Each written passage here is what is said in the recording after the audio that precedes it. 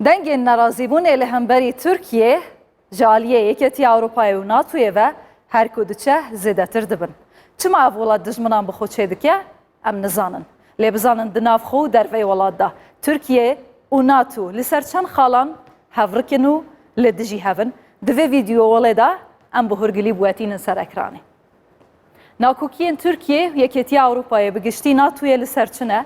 Li ser Sûriyê ne ji dema Tirkiye derbasî nava axa Sûriyê bû destpêkê bi hemahengî bû digel NATOyê.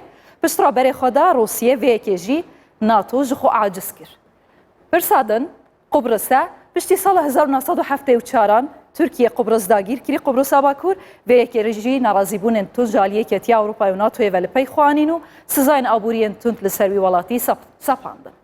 Halekê din jî gaz û petrolê ew jî her li Qubrısa Bakur ku duvdaçûnê dike Tirkiye dixwaze gaz û petrol û serwet û samanê bihêzê vê Qubrısa Bakur bigire destê xwe vê yekê jî nerazîbûnên tund yên Yekîtiya Ewropayê û NATOyê li pey xwe anîne ji hêla Tirkiye ve. Her wiha xalekê diya Nakok ew jî Lîbyayê ku herî dawî rêkeftin hem ji hêliya deryayî hem jî ji hêla serbazî ve di navbera hikûmeta Faiz Sarracî û Tirkiye da pêk hatine. Tirkiye jî piştevaniyê lê nake dibêje gereke bi temamî xwe ji Lîbyayê ve bikeşî. Lê Tirkiye bi biryara dibêje heta dawî nefes ez li ser wê axa dimînim ji ber ku ew axa bab û kalên min e. Ew behsê serdema Osmaniyan dike. Herî dawî jî krîza keştiyên Tirkiye û Fransayê lê derya navarask û robrûyî hev bûne. Fransa Tirkiye tuhmetbar dike ku keştiyên NATOyê ji bo bikarînana çek û birina çek bû Lîbyayê bikartîne. Tirkiye jî vê yekê rad dike û divê ku Fransa daxwaza lêborînê ji min dike. Pirsgirêka herî dawî ev e di navbera her du welatan da. Civîna sêzdey tîrmehê ku tê li darxistin ji aliyê welatên Yekîtiya Ewropayê û NATOyê ve li ser daxwaza Fransayê ku dixwazin di vê civînê de sizayên nû li ser Tirkiye bisapînin. Helbet mijarên ku Yekîtiya Ewropayê û Tirkiye bi hev re girê dinin di vê serdemaniha de tenê aborî ne ji bo navê jî siza dê tenê aborî bin. Belê. Yadin jî sîstema S-400 ya Rûsî ku Tirkiye ji Rûsiyê kiriye ew jî sîstemeke dijî NATOyê ye. Tirkiye hevpeymana NATOyê ew jî bi dijî wê tête nirxandin. Ji hêla din jî penaber ku karteke herî bihêzin bi timî di destê Tirkiye de ne li dijî Yekîtiya Ewropayê bikartîne. Eger Yunan derya bigire ji hêla Efganistan û Îranê derî vedike ji wê derê penaber derbasî nava axa Yekîtiya Ewropayê dibin. Em behsê pirsgirêkên navxweyên Tirkiye dikin gel Yekîtiya Ewropayê ew yên dervebûn heta niha ka bizanin di nav xwe de Yekîtiya Ewropayê ji çi aciz e NATO ji çi aciz e ew li ser axa Tirkiye di navxweya welat de diqewime. Yekem car mafên mirovî bin pêkirina mafên mirovan ji aliyê netewên yekbûyî ve ji aliyê Yekîtiya Ewropayê ve welatên hevpeyman di NATOyê de timî Tirkiye li ser bin pêkirina mafên mirovan rex nedikin. Her wiha hewoldana darbeya serbaziya sala 2016 paşî wê bi sadan kes ji karên wan bi sadan hizaran dikarin bêjin ji karên wan hatine dûrxistin, hatine zîndan kirin, her wiha tuhmetên cuda arasteyê wan hatine kirin vê yekê jî nerazîbûnên Yekîtiya Ewropayê bu Tirkiye li pey xwe anîn.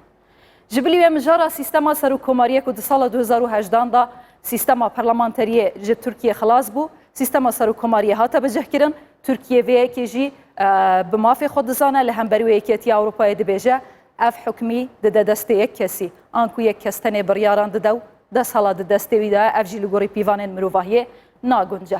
Pirseke din jî heye ew jî pirsa Kurdî ku dengê bi milyûnan Kurdan li nava welat dibêjin qutkiriye, kirkiriye. Partiyên opozisyonê ya Kurd jî bi taybetî HDP timî gilî û gazinên xwe arastê Yekîtiya Ewropayê dike hemberî wê yekê ku mafên wan têne bin pêkirin. Ew jî yek ji xalan e. Ji hêla din saziyên sivîl ku ev saziye li tevahiya dunyayê bi wê yekê têne şîrovekirin ku dengê demokrasiyê ne. Lê ev saziye bi piranî ketine bin bandora desthilatê li Tirkiye ev jî xeleke Nakokê di navbera her du aliyan da.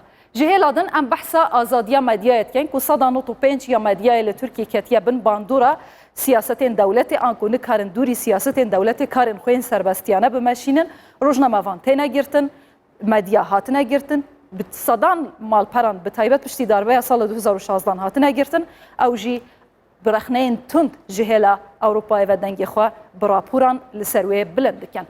Pirsa dawiyê jî anya pêş dawiyê em bêjin serdestiya mafnasiyê ye, ew jî bi yasayekî Tirkiye dixwaze dadgeh û dadweran bixwe jêr bandora xwe ji aliyê opozisyonê Yekîtiya Ewropayê ve ev biryar weke خستنا جیر باندورا دەسەڵاتێ تێنرخاندن ئان کو دەبێژن ئێدی دادوەر و دادگە سربەستنینن هەموو ژی دکەون ژێر باندورا دەسەڵات و سیاسەتێ ئەف ژینە لە گۆڕی پیڤانên مرۆڤاهی و نیڤدەولەتیە تێتە شروڤەکردن ئەف پرسên ناوخۆ û dervebûn ku ji aliyê Yeketiya Ewropayê û Tirkiye û NATOyê ve tim mîrexne li ser hene û nakokî li ser van pirsan bi giştî di navbera her du welatan da her ku diçe kurtir dibin.